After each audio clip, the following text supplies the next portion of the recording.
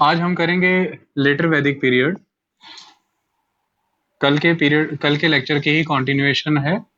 11th class की book में ये लेक्चर गिवन है, 6th क्लास की बुक में ये लेक्चर गिवन नहीं है।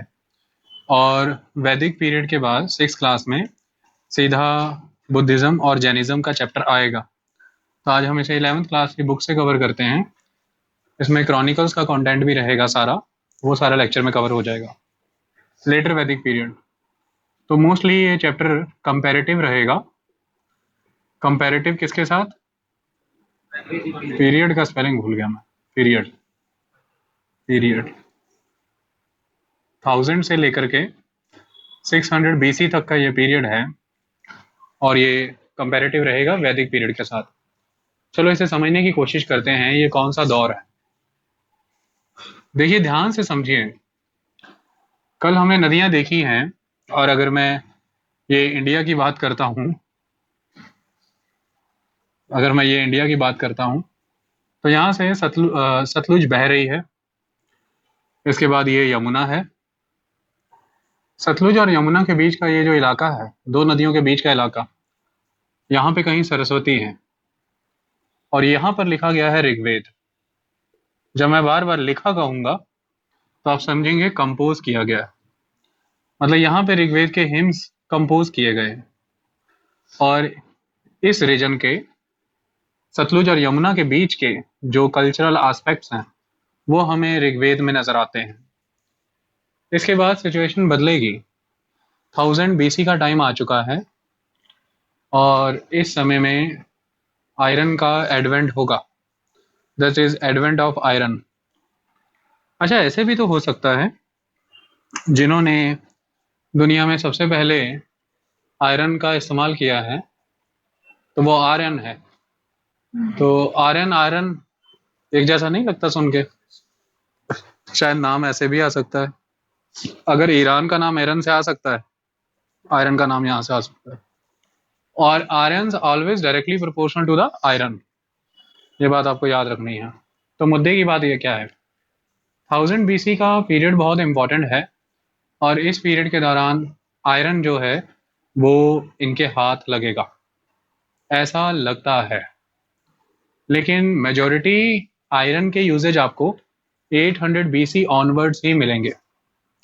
अगर आप यूपी की बात करें तो यूपी के वेस्ट में एक एरिया है अतरंजी खेड़ा।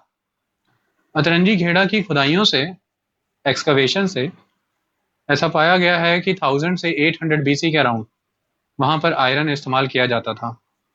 और ये वही एरिया है जहां पर वैदिक पीपल उस समय तक रह रहे थे। कुछ भी हो, दो तीन चीजें होंगी इस दौरान। वो क्या होगा अगर हम ध्यान से समझे तो ये वो पीरियड है जब आर्य यमुना और गंगा के इलाके में कहीं ना कहीं सेटल होना स्टार्ट करेंगे। और ये इंपॉर्टेंट एस्पेक्ट है।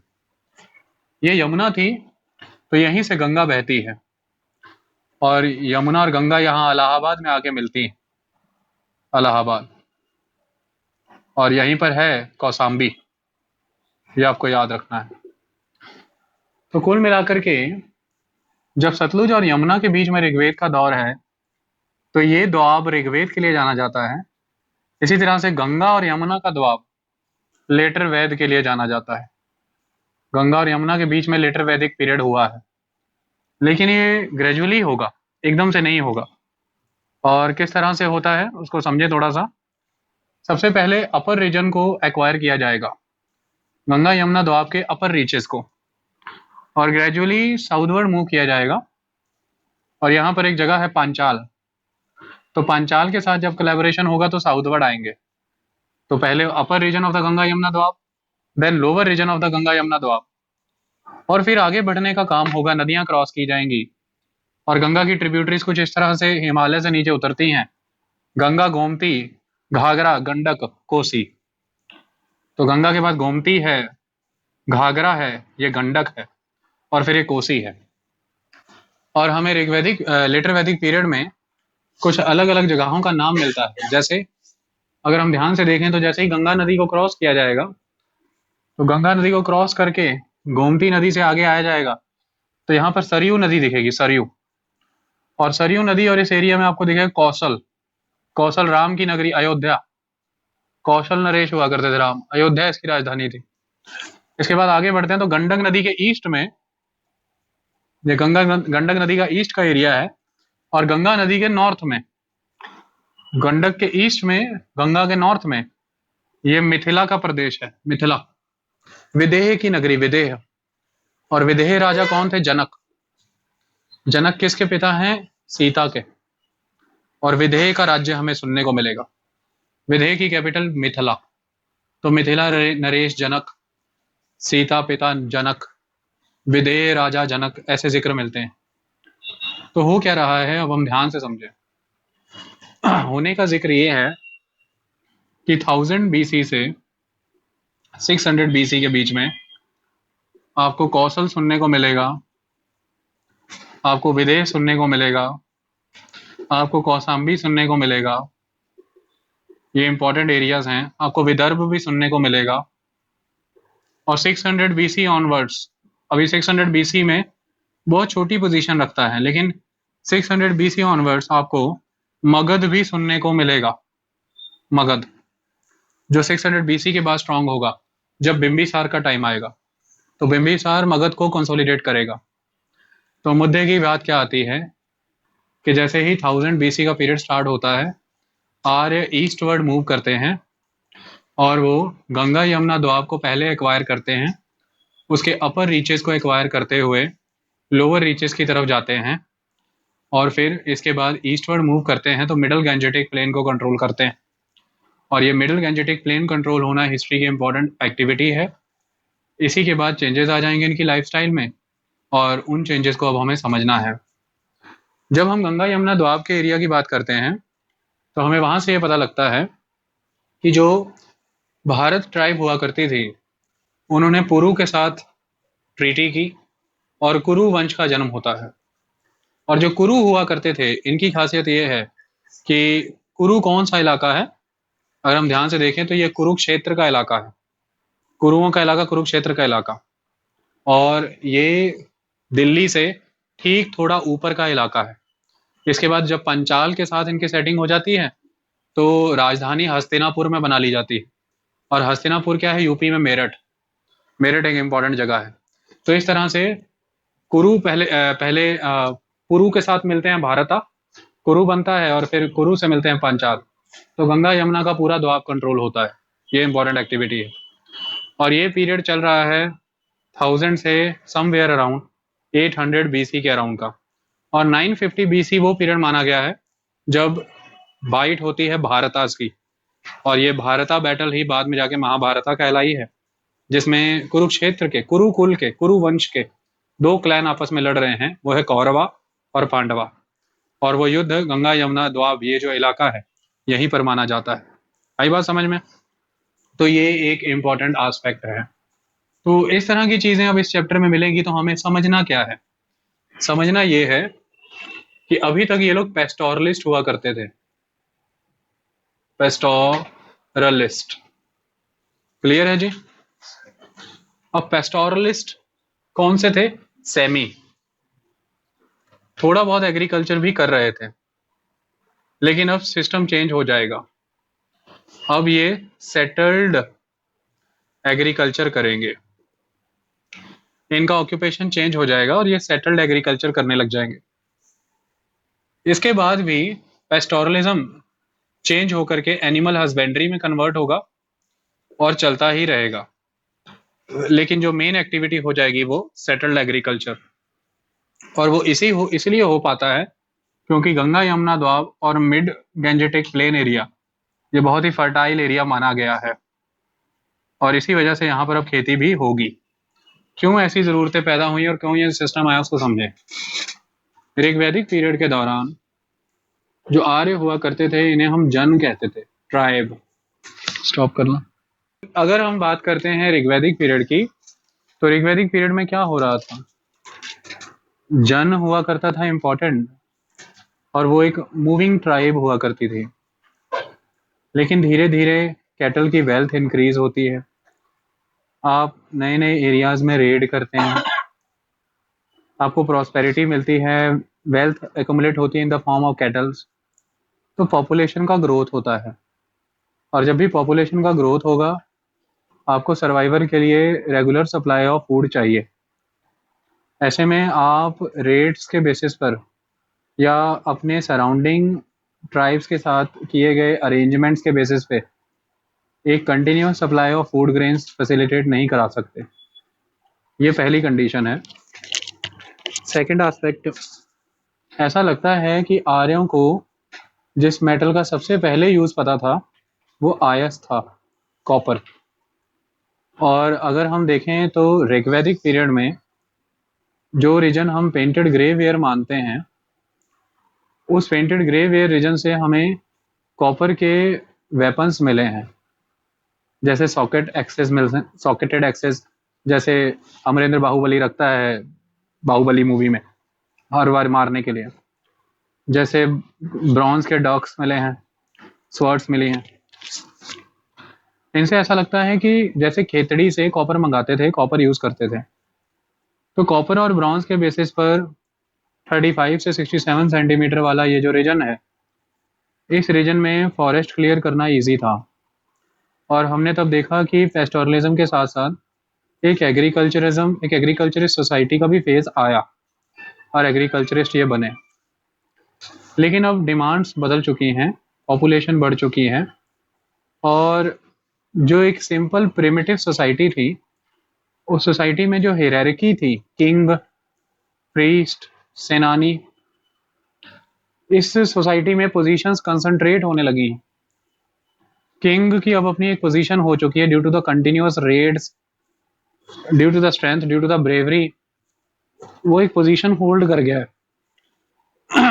अगर हम बात करें प्रीस्ट की, तो ऋग्वैदिक पीरियड के जैसे ही हम लेटर फेज में आते हैं 1000 BC के क्लोज, तो प्रेयर्स ऑफर किए जाने वाला सिस्टम कहीं ना कहीं कंसंट्रेट हो गया in the form of sacrifices proper, और प्रीस्ट क्लास इंपॉर्टेंट होती चली जा रही है। और तीसरे सेगमेंट की अगर हम बात करें तो हमें ऋग्वैदिक पीरियड के भी पॉटरीज मिलती हैं, और इससे ये पता लगता है कि एग्रीकल्चर कहीं ना कहीं शायद पॉटरीज में सेव करके रखा जाता था। फिर एक क्राफ्ट वर्ग और गिल्ड क्राफ्ट सेक्शन हमें नजर आता है। ये तीनों वर्ग ऋग्वैदिक पीरियड के एंड होते तक प्रॉपर फॉर्म्स ले चुके थे, कंसंट्रेट हो चुके थे, स्ट्रांग हो चुके थे।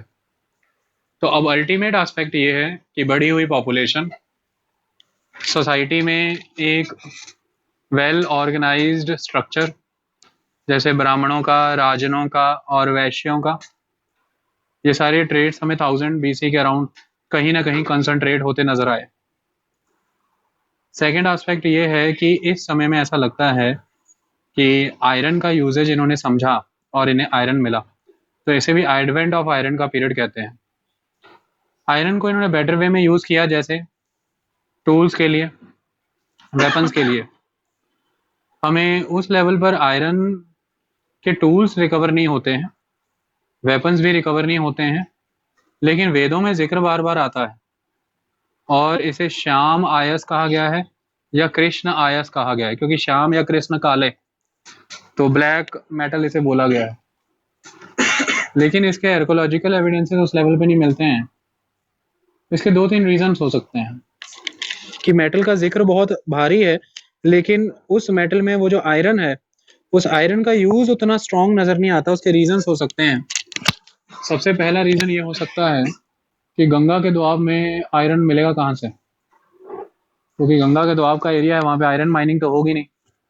तो ऐसा लगता है कि बहुत ही crude form of iron use करते थे, जो शायद मंडी हिमाचल प्रदेश से, कुमाऊं उत्तराखंड से, और पंजाब पटियाला, इन रीजन से मिलता था।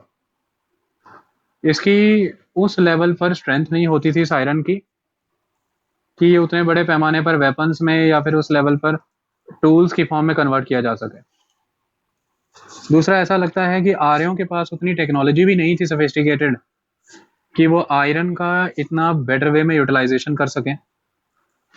ये 2 कारण बताए गए हैं जिसकी वजह से ऐसा लगता है कि हमें उस लेवल पर आयरन के एविडेंसेस मिलते नहीं हैं, लेकिन जिक्र मिलता है इसका वेदों में, और वो एविडेंसेस इसलिए भी नहीं मिलते क्योंकि उसका बहुत रेवोल्यूशनरी वे में यूज़ नहीं हुआ है फॉरेस्ट क्लियर करने के लिए।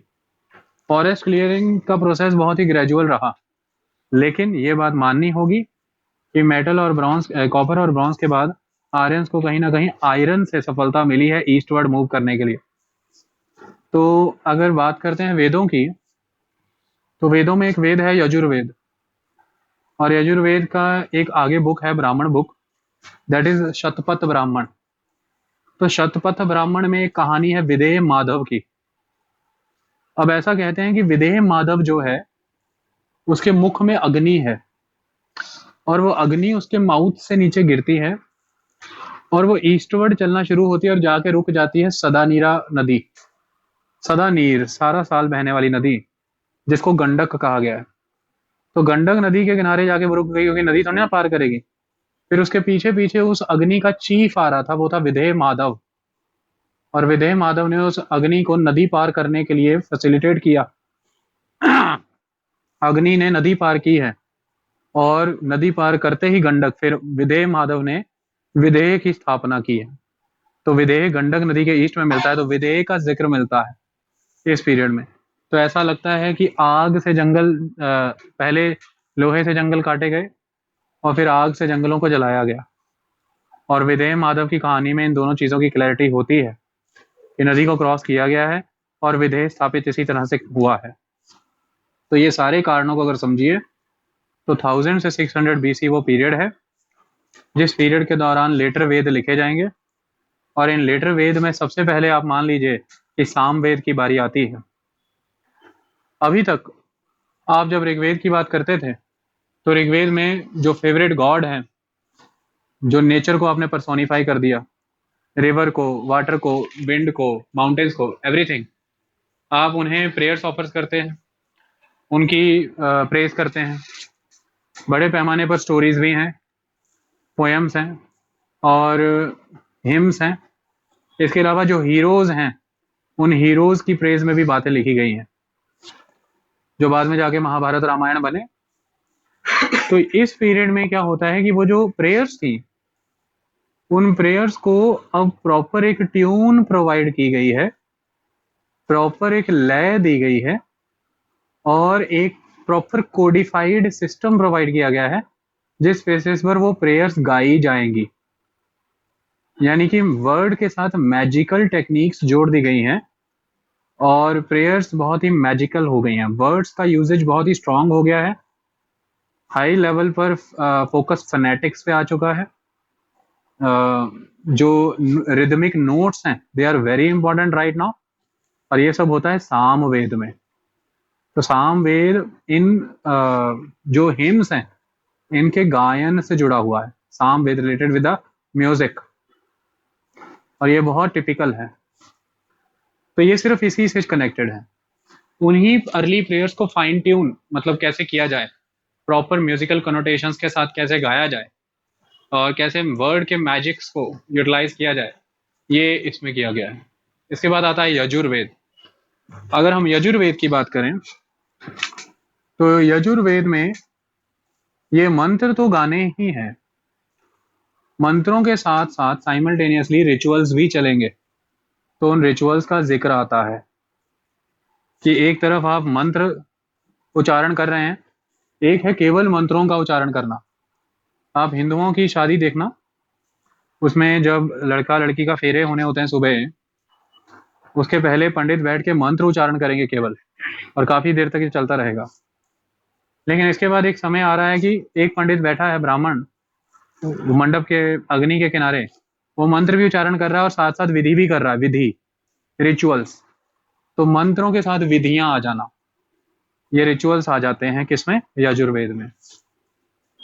और ऐसा कहते हैं कि आर्यों का नॉन आर्यंस के साथ भी कनेक्शन हुआ, और आर्य और नॉन आर्यंस के कनेक्शन से जो चीज डेवलप हुई है वो है अथर्ववेद। अथर्ववेद में बात की गई है चार्म्स एंड स्पेल्स की, इविल्स और डिसीजेस को दूर रखने की बात की गई। केवल इसी की बात नहीं की, ये बात और भी बहुत की गई है। तो ऐसा कहते हैं कि ऋग्वेद, सामवेद, यजुर्वेद ये कनेक्टेड हैं आर्यों से, और अथर्ववेद कनेक्टेड है नॉन आर्यों से। ये बात आप हमेशा याद रखना। ठीक है। कुल मिलाकर के ये जो लेटर वैदिक पीरियड के ये 3 वेद हैं, ये लिखे गए हैं इसी समय में, और 1000 से 600 देखिए मैंने कंपोज किए गए हैं, और ये एरिया है गंगा यमुना दोआब का इलाका। फिर अल्टीमेट एस्पेक्ट ये है कि यजुर्वेद में जो भी रिचुअल्स बताए गए हैं, उन सारे रिचुअल्स को बहुत हाई लेवल पर डिस्कस करके उनका सोशल और उनका रिलीजियस मीनिंग, उनकी नीड, उनकी वर्थ, उनकी इम्प्लीकेशंस, कॉन्सिक्वेंसेस, रिजल्ट्स, उनकी सिचुएशंस की किस सिचुएशन में वो होने चाहिए, कब नहीं होने चाहिए, कौन करना चाहिए कौन नहीं करना चाहिए, ये सारी नियमावली, सारा सिस्टम, सारा समझाना, उसका सामाजिक पक्ष, उसका धार्मिक पक्ष, एवरीथिंग ये ब्राह्मण ग्रंथों में हुआ है। 16 तरह के प्रीस्ट हुआ करते थे। उन 16 प्रीस्ट में से एक टाइप ऑफ प्रीस्ट ब्राह्मणा थे, और ब्राह्मणों ने खुद को 1000 से 600 बीसी के अराउंड बहुत स्ट्रॉन्ग कर लिया। वो सिर्फ और सिर्फ इन ब्राह्मण ग्रंथों की वजह से। इन्होंने हाई लेवल मेथोडोलॉजी अटैच कर दी वेदों के साथ। आज दिन तक रीजन समझ नहीं आया कि इन्होंने ऐसा क्यों किया। कुछ कहते हैं कि वेस्टेड इंटरेस्ट रहा होगा ताकि इनकी रिलीजन पे मोनोपोली हो जाए। कुछ कहते हैं कि उस समय सोसाइटी में इसकी यूटिलिटी थी, इसकी रिक्वायरमेंट थी कि वैदिक परंपरा बिल्कुल इंटैक्ट रहे, उसके लिए उसके कुछ नियम होने चाहिए और वो नियम बनाए जाने जरूरी है। कुछ का कहना ये था कि अभी तक जो गॉड है हम उसे प्लीज कर रहे थे, बट अब जो जरूरत है गॉड को कंट्रोल करने की, so we can control the god with the proper mathematical formulas. मतलब अगर हम फॉर्मूला बेस्ड मंत्र उच्चारण करते हैं, सारी विधि पूरी करते हैं, जैसे इस तरह से क्रॉस बनाया, स्वास्तिक बनाया, ऊपर कलश रखा, कलश में ये 5 पत्ते रखे आम के, उसके ऊपर फिर ये रखा, फिर मौली बांधी, फिर आस पास चूने से वो बना दिया, फिर एवरीथिंग फायर आल्टर्स पर इस तरह के पैटर्न ज्योमेट्री के, सब केले के पत्ते बांध दिए, चारों तरफ मौली बांध दी। ये सब विधि है। विधि विधि माने the pattern, the flow, the formula.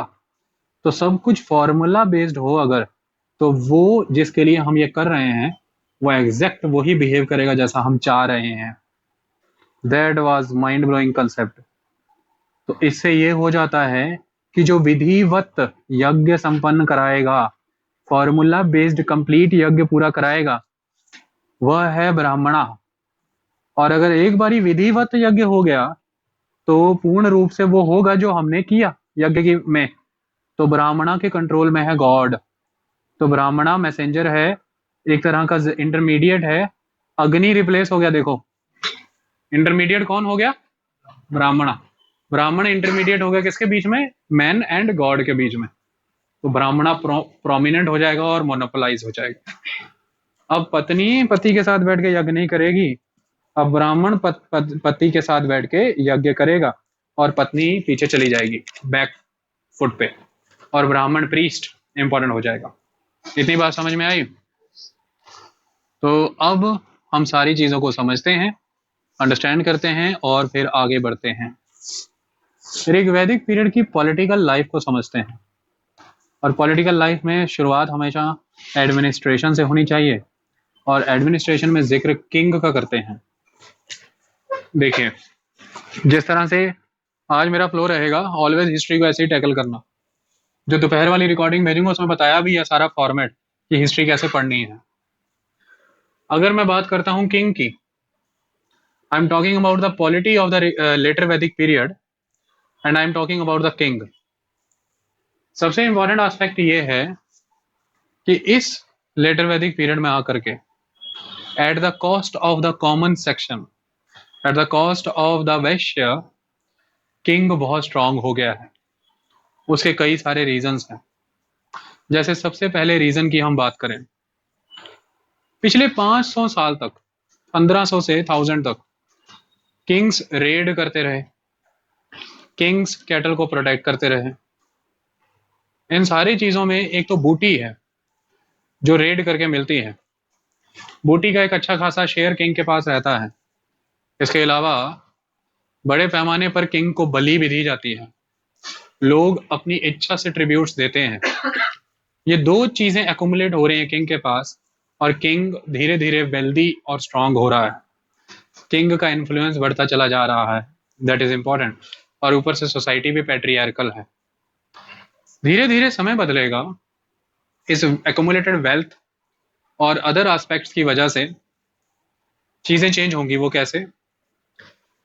1000 BC के बाद समा अब ये आ जाएगा कि अब तक जो डिफरेंट डिफरेंट रीजन से बूटी या ट्रिब्यूट या अदर एस्पेक्ट से ब्राह्मणों को एक एक्स्ट्रा शेयर मिलता रहा, उसकी वजह से ये जो प्रीस्ट क्लास इंपॉर्टेंट हो जाएगी सोसाइटी में। ये प्रीस्ट क्लास इस चीज को एंश्योर करना चाहेगी कि ये जो अर्निंग है ये पेरेनियल रहनी चाहिए, और वो पेरेनियल अर्निंग का सोर्स है यज्ञ, यज्ञ विधियां। दैट यज्ञ वाज वेरी इंपॉर्टेंट। और उस समय सोसाइटी में सबसे स्ट्रांग पर्सन जो अर्स्ट वाइल लीडर थे, सरदार थे कबीले के, उनसे ज्यादा स्ट्रांग तो कोई नहीं हो सकता। उनको जनों का कॉन्फिडेंस भी था, उनको अदर सेक्शंस का कॉन्फिडेंस भी था। तो अल्टीमेटली इन्होंने उनको इस चीज के लिए राजी किया कि यज्ञ बहुत इंपॉर्टेंट है 3 चीजों के लिए। सबसे पहले पावर को खुद पर कॉन्फर करने के लिए, पावर शक्ति धारण करने के लिए यज्ञ बहुत इंपॉर्टेंट है। अपने साथियों में सबके सामने खुद को हाई लेवल पे प्रोजेक्ट करने के लिए। और यज्ञ बहुत इंपॉर्टेंट है ये बताने के लिए कि आपका ये जो कंट्रोल है सोसाइटी पे, ये अनक्वेश्चन्ड है। शक्ति का ग्रहण करना, खुद को जनता के बीच स्थापित करना, और लेजिटिमेट कराना कि आपका कंट्रोल अनक्वेश्चन्ड है, ये इंपॉर्टेंट हो गया है। तो इसलिए बहुत ही पॉम्पस, बहुत ही ह्यूज रिलीजियस सेरेमनीज होनी शुरू हुई, जो एक आम नागरिक के बस की बात नहीं थी। किंग ये चीजें फैसिलिटेट कराता था। तो क्या होता था, इस समय में आपको 3 यज्ञ दिखेंगे। राजसूय यज्ञ, तो ये बड़े बड़े सेक्रीफाइसेस करता था किंग, और किंग बनता था, किंग कहलाता था। राजसूय यज्ञ, द पॉम्पस कोरोनेशन सेरेमनी, जब इसको गद्दी पर बैठाया जा रहा है। राजसूय बहुत ही ह्यूमंगस, ऐसा कहते हैं कि बहुत सारे पंडित आएंगे, ब्राह्मणा, बहुत जबरदस्त मंत्रों का उच्चारण होगा, सभी देवताओं को इन्वोक किया जाएगा, और ऐसा कहा जाएगा कि वो लिटरली इस किंग को अपनी सारी शक्तियां और सारे मेरिट्स, सारे गुड पॉइंट्स देके जाएंगे। और कई बार ऐसा होता था, रेयरेस्ट है लेकिन होता था, कि किंग को भी गॉड बता दिया गया है। सभी गॉड्स को इन्वोक करते हुए किंग को भी गॉड बता दिया गया है। ऋग्वैदिक पीरियड में ऐसा नहीं था। ऋग्वैदिक पीरियड में जो किंग था वो सिंपल लीडर था जन का। उसका काम था कैटल प्रोटेक्ट करना, रेड्स करना, और रिलीजियस प्रैक्टिसेस को अरेंज करना। वो डिवाइन कैरेक्टर कभी भी नहीं था, उसे डिविनिटी से जोड़ा नहीं गया था। और सबसे इंपॉर्टेंट एस्पेक्ट ये है कि रिलीजन के मामले में उसका इतना सा ही रोल था कि उसे जो भी नॉर्मल रिलीजियस प्रैक्टिसेस हैं उसे फैसिलिटेट कराना है। लेकिन अब कोरोनेशन सेरेमनी बहुत पॉम्पस है। ब्राह्मण सभी देवताओं का आवाहन करते हैं कि आप इसके अंदर अपनी सारी मेरिट क्वालिटीज डाल दीजिए। और आपने देखा भी होगा गणेश को इसी तरह से वरदान मिले। गणेश का जिक्र आपने देखा, सारे देवता आते हैं और उसे अपने सारे वरदान देके जाते हैं। गणेश जो गणों का ईश्वर है। तो अल्टीमेट एस्पेक्ट इसकी, ये जो किंग है अब, इसको भी देवताओं के गुण मिल रहे हैं। ये इंपॉर्टेंट एस्पेक्ट है। इसके बाद आएगा वाजपेयी यज्ञ। वाजपेयी यज्ञ, ये जो वाजपेयी यज्ञ है, इसमें पहले पहले पहले शुरुआत में राजा को एक खास ड्रिंक पिला दी जाती थी, जिससे वो सबसे विभिन्न और शक्तिशाली हो जाता था। बाद में सिस्टम चेंज हुआ और एक रथ दौड़ होती थी, चैरियट रेस, जिसमें राजा का रथ जीतना चाहिए। उनके बीच जो उसके किन्समैन हैं, जो उसके समाज कुनबे से जुड़े लोग हैं, उनके भी रथ दौड़ेंगे, लेकिन राजा का ही रथ जीतेगा, यह इंश्योर कराया जाता था। और राजा का रथ जीतेगा तो माने उससे सुपीरियर कोई नहीं, मैंने राजा को स्थापित कर दिया जनता के बीच। ये वाजपेयी यज्ञ होता था, रथ दौड़ थी ये। इसके बाद हुआ करता था, आप सभी को पता है, अश्वमेध यज्ञ। अश्वमेध यज्ञ में ये कहा जाता था, 3 दिन के लिए घोड़ा दौड़ाया जाता था, और ऐसा कहते हैं कि अनक्वेश्चनड कंट्रोल है, जो भी इसको रोकता है फाइट करेगा, अगर नहीं रोकते हैं तो कंट्रोल पे कोई क्वेश्चन नहीं। फिर जब घोड़ा वापस आता था तो 4 बीवियों के साथ, ऐसा कहा गया है अब ऋग्वेद लेटर वैदिक पीरियड में, कि 4 बीवियों के साथ, 4 ब्राह्मणों को लेकर के, 400 साथियों के साथ, 400 लोगों के बीच ये यज्ञ संपन्न किया जाता था। बेअंत लोग आते थे इसमें, बहुत ही हैवी और पॉम्पस यज्ञ था। राजसूय यज्ञ में इतना स्ट्रांग बनाया गया है रूलर को, उसका एविडेंस यहाँ से मिलता है कि जिस ब्राह्मण ने इस यज्ञ को ऑफिशिएट किया होता है, उसे 2,40,000 गाय दान में दी जाती थी। इससे राजा की पोजीशन, इतनी गाय कौन दे सकता है, जो बहुत एक्सट्रीमली स्ट्रांग है, और ये एक कंडीशन है, मेजरमेंट है कि आप ये यज्ञ करा सकते हो कि नहीं। तो जो करा पा रहा है फिर वो करा पा रहा है, तो 2,40,000 गाय दे देना दान में, ये बड़ी बात है। इन यज्ञ विधियों की वजह से राजा एज कंपेयर टू वैश्य बहुत स्ट्रांग हो गया। राजा ब्राह्मणों के मुकाबले में भी बहुत स्ट्रांग हो गया था, लेकिन बाद में प्रॉब्लम क्रिएट हुई।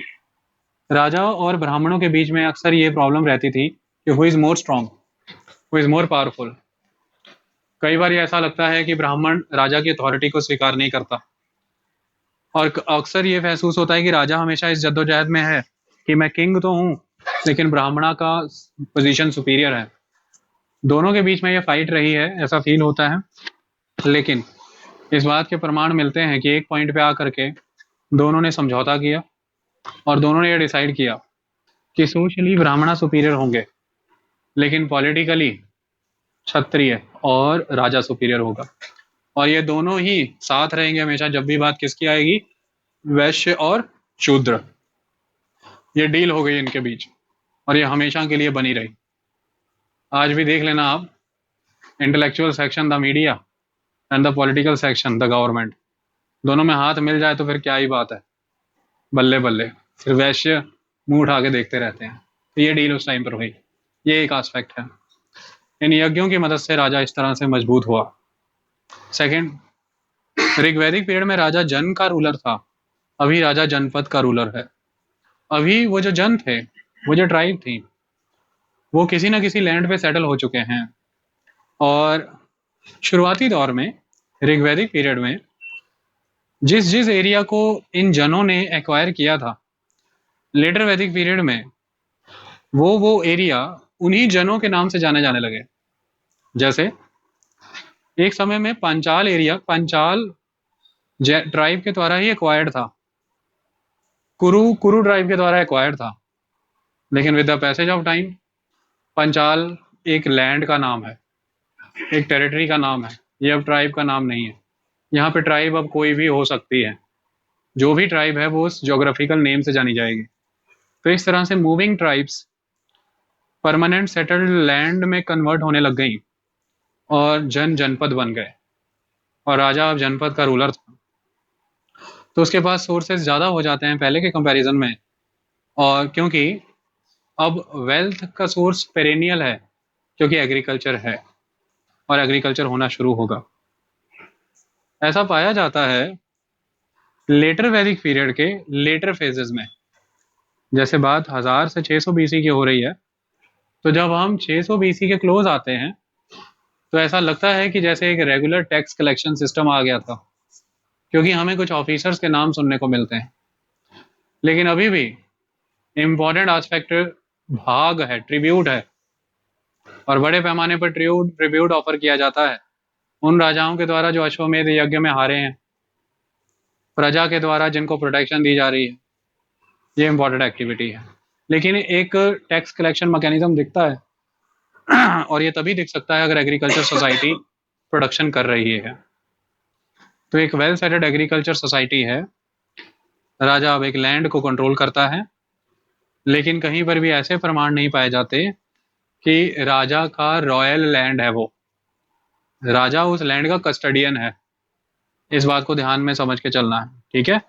अभी उस लेवल पर ऑनर ऑफ द लैंड नहीं हुआ है कि वो लैंड उठा के ग्रांट में देना शुरू कर दे या लैंड ब्राह्मणों को दान में देना शुरू कर दे। हालांकि अगर हम शतपथ ब्राह्मण की बात माने तो ऐसा कहा जाता है कि यज्ञ के बाद उत्तर दक्षिण पूर्व पश्चिम सब राजा ब्राह्मण को देता है। जब ऐसा ही था तो फिर राजा कहाँ पे रहता है? सब कुछ तो वो ब्राह्मण को ही देता है। यहाँ से ब्राह्मण की इच्छा पता चल रही है, अभिलाषा, क्योंकि ब्राह्मणों ने ही लिखे है ना ब्राह्मण ग्रंथ, लेकिन ऐसा एक्चुअल में नहीं था। एक जगह पे ये भी एविडेंस पाया गया है कि लैंड ग्रांट दे दिया गया था लेकिन लैंड हैंडओवर नहीं हुआ। तो मूल कुल मिलाकर के अभी ये दौर नहीं आया है कि आप लैंड उस लेवल पर ग्रांट में दें। तो ऐसा लगता है जैसे लैंड पे ऑनरशिप नहीं था, लेकिन राजा कस्टडियन था लैंड का और जनपद पे कंट्रोल करना शुरू कर दिया था। और टैक्स कलेक्शन लेटर पीरियड में, लेटर वैदिक फेज के शुरू हो गया था, जिसके कई सारे जिक्र मिलते हैं। जैसे एक पर्सन का नाम मिलता है जिसको हम भाग दुध कहते हैं, भाग दुध। तो इसको आप ऐसे समझ सकते हैं कि वैदिक सोसाइटी में दूध बहुत इंपॉर्टेंट है और उसका भाग, तो ये कौन है? टैक्स कलेक्टर है, रेवेन्यू कलेक्टर, भाग दुध। ये क्वेश्चंस बहुत बार आते हैं। इसके बाद एक पर्सन का नाम मिलता है जिसको हम कहते हैं संग्रहित्र, संग्रहित्री या समग्रहित्री। संग्रहित्री या समग्रहित्री याद करना डिफिकल्ट नहीं है बिल्कुल भी। क्यों? संग्रहालय क्या होता है? लाइब्रेरी। संग्रहालय क्या होता है? लाइब्रेरी। तो जो संग्रहित कर रहा है, संग्रहित ही करना हो ना कुछ कुछ, तो संग्रहित्री कौन है? The treasurer. जो क्रॉप्स हैं, जो मिल्क हैं, जो भी आकर के जहां पे कलेक्ट हो रहा है, वो ट्रेजरर कौन है? संग्रहित्री, द ट्रेजरर। इसके अलावा नाम मिलता है एक पर्सन का, अब भागदूत है जिसने जाकर के कलेक्शन किया, संग्रहित्री है जिसने उसको स्टोर किया, ट्रेजर बनाया। अब ये सारे कलेक्शन से जुड़े हुए बंदे हैं। इन सबका कलेक्शन जनरल, सबसे इनका officer, head, supervisor, collection general. तो कलेक्शन जनरल का जिक्र करें तो पर्सन है समाहर्ता, समाहर्ता।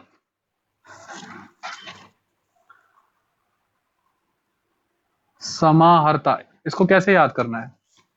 सम माने समस्त, ऑल, कंप्लीट, आहार, आहार क्या होता है? फूड, खाना। तो समस्त आहार को इकट्ठा करने वाला, समाहर्ता, समाहर्ता। ही वॉज कलेक्शन जनरल, ठीक है। इसके बाद एक पर्सन का नाम मिलता है, संग्रहित्री नाम मिला, समग्रहित्री नाम मिला, तो एक नाम ये भी मिलता है, सन्निधाता, सन्निधाता।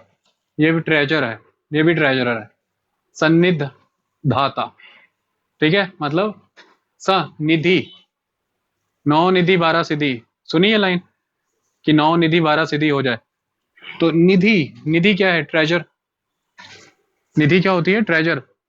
तो जो समस्त निधि को ऑर्गेनाइज कर रहा है, सन्निधाता, सनिधि धाता। ये सारे कौन है? समाहर्ता, मतलब समस्त आहार का विधाता, समाहर्ता। विधाता उड़ा देते हैं ना, आता ही लगता है पीछे सिर्फ।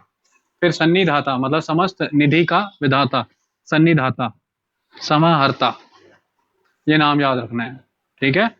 सन्निधाता आगे जाकर के बहुत यूज होगा और कॉइन्स छापने वाला सन्निधाता कहलाएगा आने वाले समय में। तो इस तरह के हमें जिक्र मिलते हैं जिससे हमें एक टैक्स कलेक्शन मशीनरी का ऑब्जर्वेशन होता है। लेकिन अभी भी एक बहुत इंपॉर्टेंट एस्पेक्ट ट्रिब्यूट और बली है।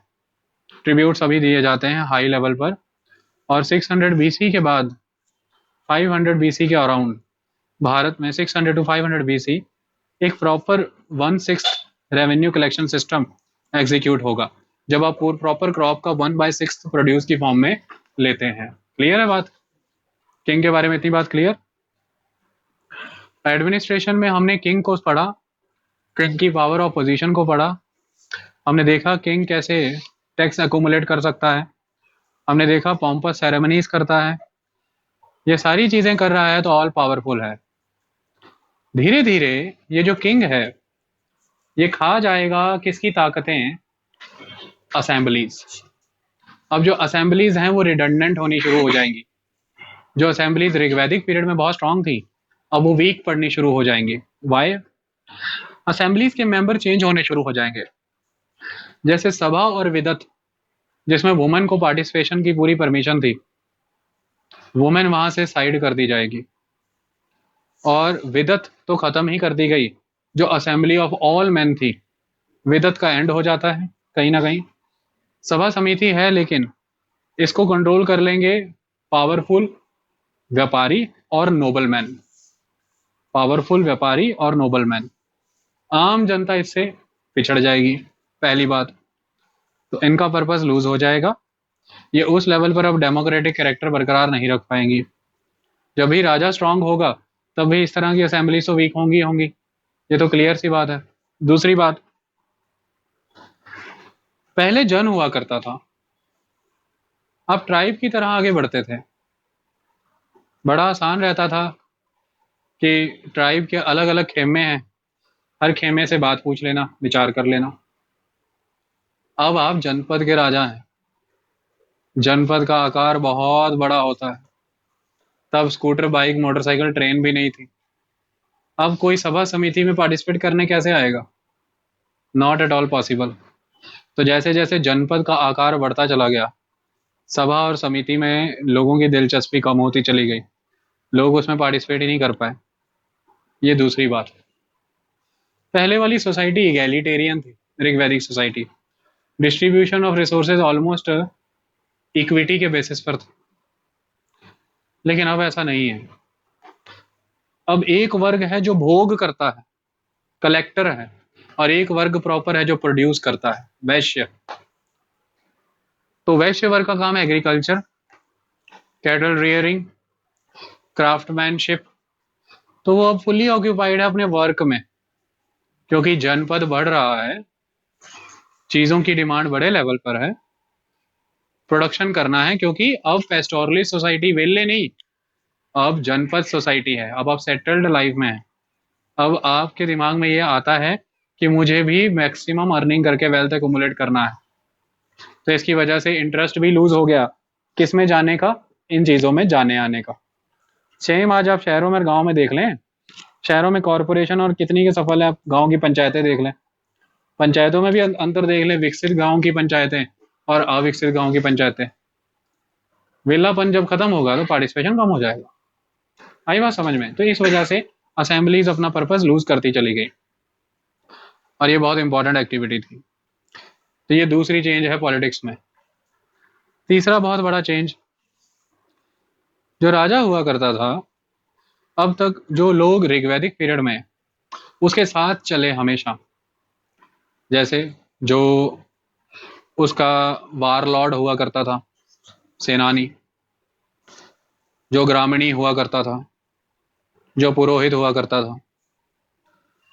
ग्रामीणी आज भी है, पुरोहित भी है, सेनानी भी है। लेकिन अब राजा ने क्या किया है कि जिन लोगों ने अब तक साथ दिया है, राजा ने बहुत कॉशियसली चूजन पीपल का एक सेक्शन बनाया है परामर्श लेने के लिए, सलाह लेने के लिए। इसको आप primitive version of council of minister कह सकते हैं, जिसको कहा गया रत्निन। रत्निन तो पला हो जाए, रत्निन का जिक्र मिलता है और ऐसा लगता है कहीं कहीं पे जिक्र मिला है 12 रत्निन, 12 रत्न थे, तो 12 मंत्री शायद जिनसे सलाह लिया करता था। आई बात समझ में? ऐसे बहुत बड़े बड़े पैलेसेस का जिक्र नहीं मिला वो महाजनपद पीरियड में। फोर्टिफिकेशन ऑफ द वॉल भी नहीं मिलता प्रॉपर। ऐसा लगता है कि जैसे बड़े पैमाने पर दीवारें तो थी लेकिन मिट्टी की थी, कच्ची इमारतें थी, पक्की इमारतें नहीं थी, क्योंकि रिमेन्स उस लेवल पर मिल नहीं पाते। ये एक इम्पॉर्टेंट एस्पेक्ट है। लेकिन फोर्टिफिकेशन का दौर एक था, और ये जो पीरियड है इस समय में राजा के पास इस मशीनरी के साथ और भी लोग हुआ करते थे, जैसे दूत। दूत वो जो स्पाई सिस्टम का काम करते थे, जो इधर उधर लोगों पर नजर रखते थे कि सोशल ऑर्डर मेंटेन है क्या, नॉन आर्यों के साथ मैरिटल रिलेशन तो नहीं हो रहा क्या, कोई मैरिज सिस्टम तो नहीं, इंटॉक्सिकेंट्स तो नहीं बढ़ावा दिए जा रहे, कैटल्स को नुकसान तो नहीं पहुंचाया जा रहा क्या, खेतों को हानि तो नहीं पहुंचाई जा रही, राजा के खिलाफ कोई साजिश, इस तरह की चीजें हुआ करती थी। फिर एक सेक्शन हुआ करता था, बहुत इंपॉर्टेंट सेक्शन है ये, इसका नाम हुआ करता था पालागल। पालागल ਜਿਹੜਾ ਗੱਲਾਂ करता, गल्ला बाड़ा गल्ला, बाड़ा गल, पालागल से होता ना बाड़ा गल, पंजाबी यहीं से आई है। तो जो बाड़ा गल्ला करता वो पालागल मैसेंजर। तो एक प्रॉपर सेक्शन क्रिएट हुआ मैसेंजरों का, ये मैसेंजर इधर से उधर मैसेज पहुंचाया करते थे, और ये राजा की बहुत इंपॉर्टेंट एक तरह से बैकबोन थे। पालागल के दम पे ही राजा सब मेंटेन करता था, क्या चल रहा है नगर में, क्या हो रहा है क्या नहीं। तो ये एक इम्पॉर्टेंट एस्पेक्ट है। तो पालागल, ठीक है। तो इस तरह का सेगमेंट राजा पाला करता था। तो कुल मिलाकर के ये किंग हुआ करता था, और ये किंग की पोजीशन है, ठीक है। इसके बाद अनदर पर्सन कौन है, पुरोहित। अगर हम पुरोहित की बात करें, इसकी पोजीशन अब बहुत स्ट्रांग हो चुकी थी। राजा को गद्दी पे बिठा के जनता को पूरी तरह से पॉजिटिव क्रिएट बनाना राजा के प्रति, ये सारी दारोमदार पुरोहित पे था। पुरोहित ही यज्ञ ऑर्गेनाइज करके राजा को प्रोजेक्ट करता था। पुरोहित ही समय समय पर जनता के बीच में यह मैसेज स्प्रेड करता था कि राजा आपके हित में है, और पुरोहित ही राजा को यह बताता था कि प्रजा के साथ कैसे आगे बढ़ना है। तो पुरोहित एक बड़ी कड़ी है जनता और राजा के बीच में। तो पुरोहित ने रिलीजियस लाइन के ऊपर राजा की इस हेरिडिटरी पोजीशन को एक लेजिटिमेसी प्रोवाइड करने का काम किया on the name of the religion. और राजा अब बहुत ही स्ट्रांगली हेरिडिटरी है, हेरिडिटरी क्लैन एस्टेब्लिश हो चुका है बड़े लेवल पर, ठीक है। पुरोहित अलग अलग राजाओं के अपने पर्सनल हुआ करते थे, जिन्हें हम कुल पुरोहित कहते हैं, और तब से ये सिस्टम आगे बढ़ा है, कुल पुरोहित सिस्टम, जो ऑलवेज उनके मंत्री परिषद